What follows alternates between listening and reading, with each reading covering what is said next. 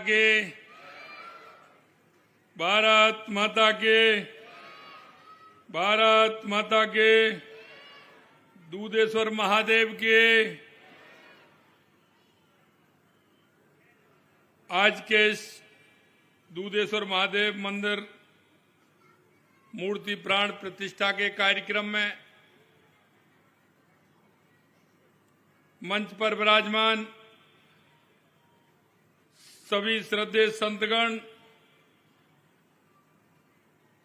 महाराज भाड़ूमठ श्री श्री 1008 शिवगिरी जी महाराज, महाराज बाली श्री श्री 108 श्री हरिप्रसाद जी, महाराज बड़गांव रानीवाड़ा श्री श्री 1008 लहर भारती जी, महाराज निम्बावास श्री श्री 108 अमृतनाथ जी, महाराज पूनासा मठ श्री श्री 1008 बाबू गिरी जी महाराज, महाराज गजपुरा मठ 1000 प्रेम भारती जी, हमारे संघ के वरिष्ठ प्रचारक सम्मानीय विजय कुमार जी, हमारे लोकप्रिय सांसद सम्मानीय लुम्बाराम जी, आपके अपने विधायक श्री समरजीत सिंह जी, पूर्व विधायक रानीवाड़ा श्री नारायण सिंह जी देवल साहब, जिला प्रमुख जालौर राजेश राणा जी, जिला अध्यक्ष भाजपा जालौर दशराज पुरोहित जी, प्रदेश भाजपा के मंत्री श्री अजीत माड़न जी, जिला संगठन प्रभारी जालौर महेंद्र बोहरा जी, प्रदेश के मंत्री श्यामलाराम जी, समाज सेवी श्री दीप सिंह धनानी जी, पूर्व जिला अध्यक्ष श्री सरवण सिंह जी राव साहब और मेरे सामने बैठे मेरे पूजा योग बुजुर्गों, नौजवान दोस्तों और इतनी बड़ी संख्या में मेरी माता बहनों, सबसे पहले तो मैं आप सभी का अभिनंदन करता हूं, वंदन करता हूं, आप सभी को मैं नमन करता हूं।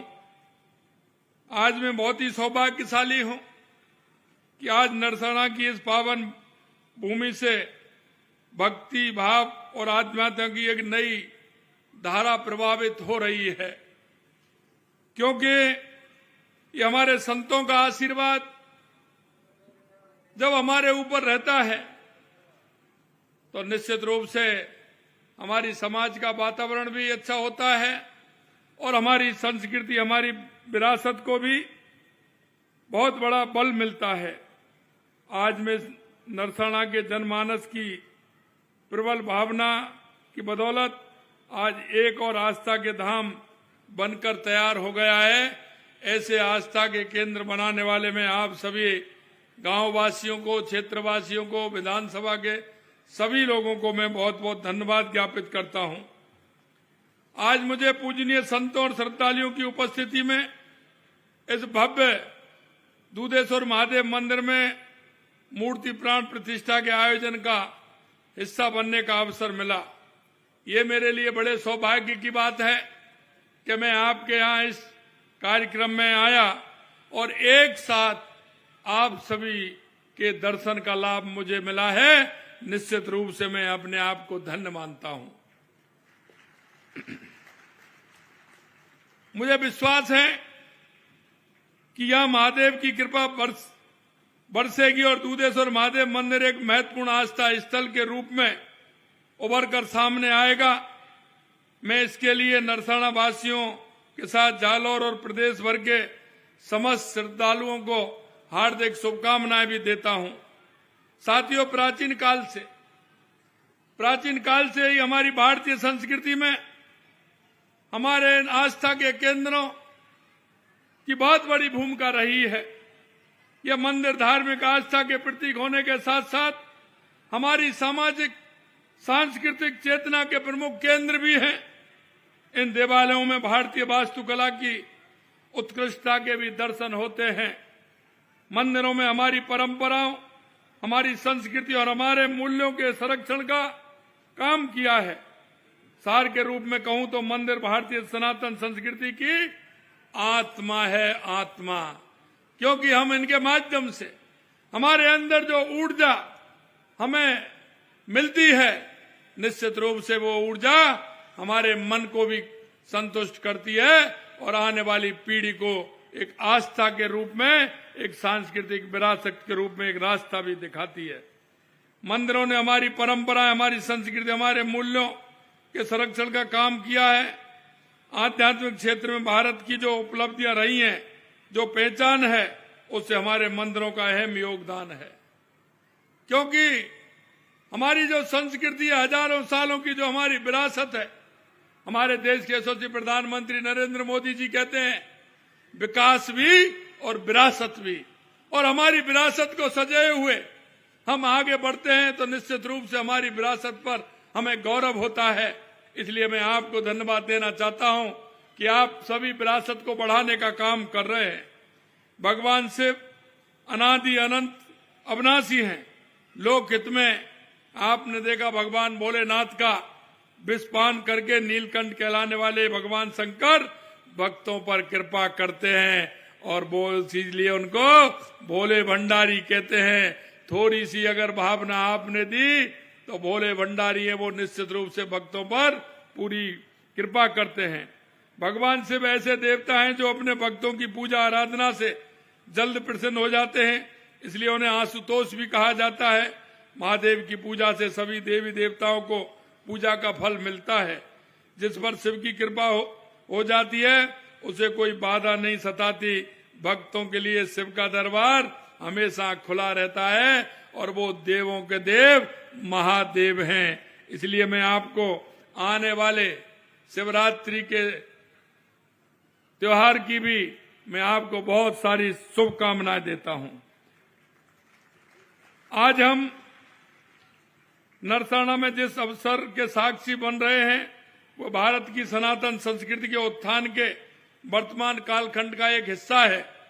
साथियों, देश के यशस्वी प्रधानमंत्री नरेंद्र मोदी जी के सक्षम और सुयोग्य नेतृत्व से देश में सनातन संस्कृति को एक नई ऊर्जा मिलने का काम हुआ है। आपने देखा होगा प्रधानमंत्री जी के अनवरत साधना का ये सुपरिणाम है कि पिछले साल उन्हीं के करकमलों से अयोध्या के भव्य मंदिर में रामलला की प्राण प्रतिष्ठा हुई और इस भारत भूमि पर 500 साल के बाद जो इंतजार हुआ उसको देश के यशस्वी प्रधानमंत्री नरेंद्र मोदी जी ने पूरा किया है। और आप देख रहे हैं अयोध्या में एक दिव्य और भव्य मंदिर में हमारे रामलला विराजमान हुए हैं। पिछली साल रामलला के दर्शन का अलौकिक अनुभव एवं दिव्य अनुभूति मेरे लिए भावुक कर देने वाला पल था, क्योंकि मैं उस कार सेवा में भी गया था। निश्चित रूप से जिन्होंने सपने देखे थे, जिनके मन में यह बात थी कि रामलला अयोध्या में रामलला के मंदिर के विराजमान कब होंगे, तो माननीय देश के यशस्वी प्रधानमंत्री नरेंद्र मोदी जी ने करके दिखाया है। यही नहीं मेरे भाई और बहनों, आपने देखा होगा विकास और विरासत दोनों साथ साथ हैं। आपने ये नेतृत्व अद्भुत कालखंड है। इस कालखंड में हमने काशी की धरती पर बाबा विश्वनाथ धाम के वैभव को निकलता हुआ देखा है। इसी कालखंड में हमने काशी का कायाकल्प होते हुए देखा है और इसी दौर में महाकाल महालोक की महिमा भी आपने देखी है, महालोक काल की महिमा भी आपने देखी है। हमने सोमनाथ का विकास देखा, केदार घाटी का पुनर्निर्माण भी हमने देखा है और इसी श्रेणी में आपके इस मंदिर का निर्माण भी हो रहा है। माननीय प्रधानमंत्री जी विकास और विरासत के मंत्र को हाथ साथ करके चल रहे हैं। उनसे प्रेरणा लेकर राजस्थान में हमारी सरकार भी सांस्कृतिक आध्यात्मिक विकास के लिए काम कर रही है। आपने देखा होगा हमने मंदिरों के लिए 100 करोड़ रुपए दिए हैं और खाटू श्याम मंदिर के लिए 100 करोड़ रुपए दिए हैं और पुछरी के लौटा के लिए भी हमने 100 करोड़ रुपए किए हैं, जिससे कि हमारे आस्था के केंद्र ये पूरी तरह से विकसित हो सकते हैं। हमारी सरकार वरिष्ठ नागरिक तीर्थ यात्रा भी योजना के माध्यम से श्रद्धालुओं को अयोध्या, पशुपतिनाथ, काठमांडू अन्य तीर्थ स्थलों पर तीर्थ यात्रा का भी प्रबंध किया है। मैं आपसे कहना चाहता हूं, हमारी सरकार ने जैसा मैंने कहा खाटू श्याम जी के लिए भी काम किया है और दीपावली, होली, शिवरात्रि, रामनवमी आदि को आमजन पूरे हर्ष और उल्लास से श्रद्धा के साथ मना सके, इसके लिए हमने 600 मंदिरों में विशेष साज सज्जा और आरती के कार्यक्रम भी आयोजित किए हैं। हमारी सरकार प्रदेश भर में अनेक मंदिरों और आस्था स्थलों के विकास का काम कर रही है। आपने देखा होगा पुष्कर के ब्रह्मा मंदिर, रणछोड़ राय मंदिर, पचमदरा और धूलेश्वर मंदिर, महादेव, गुड़ामलानी, मथुराधीश मंदिर, कोटा आदि का काम भी हमने किया है। मैं आपको इतना कहना चाहता हूं, हमारे राजस्थान के अंदर हमारा विकास भी है तो हमारी विरासत भी है। इसलिए मेरे भाई और बहनों, मैं कहना चाहता हूं आप सभी से कि आपने देखा होगा हमको 1 साल 1 महीना हुआ है राजस्थान के अंदर। आप अगर विकास की दृष्टि से देखेंगे तो हमने ये रोड मैप बनाया कि राजस्थान में विकास कैसे हो सकता है। हमने देखा राजस्थान में सबसे पहले आवश्यकता पानी की है, तो हमारी सरकार पूरी 1 साल से पानी की व्यवस्था के लिए पूरे राजस्थान के लिए लग रही है। आपने चाहे हमारी ERCP की योजना हो, यमुना जल हमारा समझौता हो, चाहे हमारा देवास स्कीम से उदयपुर से हमारा पानी चित्तौड़गढ़ होते हुए राजसमंद और हमारे इस क्षेत्र को पानी मिले, उसके लिए हमने जो हमारे पानी आधा अरब सागर की तरफ जाता था और आधा पानी हमारा हिंद महासागर की तरफ आता था। अरब सागर की तरफ आता था, वो समुद्र में जाता, कोई काम नहीं आता। उसका भी हमने टनल बना करके, एनीकट बना करके उसको लिया है, जिससे हमारे उदयपुर की प्यास बुझे, राजसमंद और चित्तौड़ की प्यास बुझे। अगर आप वर्षा अच्छी हो तो उस पानी का लाभ पूरे राजस्थान को मिले, ये भी हमने बढ़ाने का काम किया है। यही नहीं, हनुमानगढ़ गंगानगर से लेकर के बीकानेर, नागौर, जैसलमेर, बाड़मेर तक जो हमारी इंदिरा गांधी नहर का पानी है वो भी हमको पूरा पहुंचे, इसके लिए भी हमने प्रयास किए हैं। और हमने पोंग डैम से हमारा जो पानी कम था उसको बढ़ाने का अनुरोध किया है और उन कच्ची नहरों को पक्की बनाने का काम भी हमारी सरकार ने किया है। मैं आपको कहना चाहता हूं, मुझे पता है जालौर, सांचौर, हमारा पाली, सिरोही, इसमें पानी की कमी है, लेकिन मैं आपसे कहना चाहता हूं आने वाले समय में हम माही डैम से और हमारा जमाई बांध तक पानी ला करके इस क्षेत्र को भी हम आगे पानी लेकर के आएंगे। हम जानते हैं, हमने पूरे राजस्थान का नक्शा बनाया है, पूरे राजस्थान में कहां से पानी आ सकता है उसकी व्यवस्था हम कर रहे हैं। मैं आपको यह विश्वास दिलाना चाहता हूं, हमने पानी के रूप में यह व्यवस्था की है। आगे आने वाले समय में हमारे 2-3 प्रोजेक्ट आए हैं ERCP का। 13 दिसंबर को देश के यशस्वी प्रधानमंत्री नरेंद्र मोदी जी ने उसका शिलान्यास किया है। यमुना जल का हमारी अभी टास्क फोर्स बनकर के उसका काम भी DPR के लिए बन रहा है, इसका भी हम काम कर रहे हैं, क्योंकि सोम कमलाम से पानी आएगा और वो पानी आकर के जमाई बांध में आएगा माई डैम से। इसके लिए भी हम आगे बढ़ रहे हैं और जमाई डैम से वो पानी आपके यहां तक आए, इसकी हम पूरी तरह से व्यवस्था करेंगे। ये भी हम आपको विश्वास दिलाते हैं, क्योंकि योजनाएं बड़ी हैं, समय लगता है, लेकिन हम आपको ये विश्वास दिलाते हैं कि योजनाओं को धरातल पर लाने की हमारी सरकार पूरी तरह से कोशिश कर रही है। और मैं एक बात और कहना चाहता हूं, दूसरी समस्या हमारी यहाँ बिजली की थी। हमारे किसान को बिजली नहीं मिलती थी। हमने किसानों से वायदा किया है कि हम 2027 तक किसान को दिन में बिजली देंगे। उस क्षेत्र में भी हमने काम किया है। 2,24,000 करोड़ रुपए के MOU करके वो धरातल पर उतार के हमारे किसान को दिन में बिजली मिले, हमारे उपभोक्ता को बिजली मिले, हमारे उद्योग को बिजली मिले, ये काम भी हमने किया है। अब हमने हमारे जो युवा भाई और बहन हैं, जिनके लिए आवश्यक है कि रोजगार कैसे मिले, तो उस क्षेत्र में भी हमने काम किया है। आपने देखा होगा हमारे जो भाई बहन पिछली सरकार में जो पेपर देते थे, आए दिन पेपर लीक हो जाते थे। पिता विश्वास करता था, बेटा बेटी उनको विश्वास दिलाते थे कि हम परीक्षा में पास होकर के हम निश्चित रूप से आपके सहयोग में काम करेंगे, हम उनको सरकारी नौकरी मिलेगी। लेकिन मैं कहना चाहता हूं, 19 में से 17 पेपर लीक करके उन युवाओं के सपनों को बर्बाद करने का काम किया तो कांग्रेस की सरकार ने किया। मैं आपको इतना ही विश्वास दिलाना चाहता हूं कि आपने देखा होगा 1 साल में एक भी पेपर आउट नहीं हुआ, और हमने कहा कि 1 साल में हम युवाओं को 1 लाख सरकारी नौकरी देंगे। आपने देखा होगा मेरे भाई और बहनों, हमने 60,000 नौकरियां दे दी हैं, 15,000 अगले महीने तक दे देंगे। और आने वाले जुलाई में, क्यों बजट जुलाई में आया था, हमने जुलाई में कहा था हम 1 लाख नौकरी जुलाई तक हमारे राजस्थान के युवाओं को 1 लाख नौकरी देने का काम करेंगे। यही नहीं, आपने देखा होगा, मैं अभी देख रहा था, पढ़ने वाले छात्र छात्राएं जिस निगाहों से देख रहे थे, उनके मन में जो भाव और भावना थी, मैं जानता हूं, क्योंकि मैं एक आप जैसे ऐसे गांव से निकल करके आया हूं। गांव की माता बहनों की पीड़ा को भी जानता हूं, मेरे किसानों की पीड़ा को भी जानता हूं, युवाओं के पीड़ा को भी जानता हूं, और मैं उस गरीब की पीड़ा को भी जानता हूं। इसलिए मैं कह सकता हूं कि किसान, मजदूर, युवा, महिला, निश्चित रूप से उसके उत्थान के लिए हमारी सरकार काम करेगी।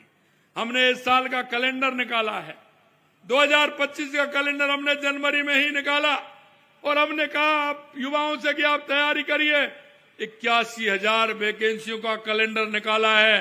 कब आपकी वैकेंसी निकलेगी, कब कौन से दिन आपकी परीक्षा होगी, रिजल्ट आपका कब आएगा, और आपको नियुक्ति पत्र कब मिलेगा, ये भी हमने तय किया है, जिससे कोई किसी प्रकार की दिक्कत नहीं आए।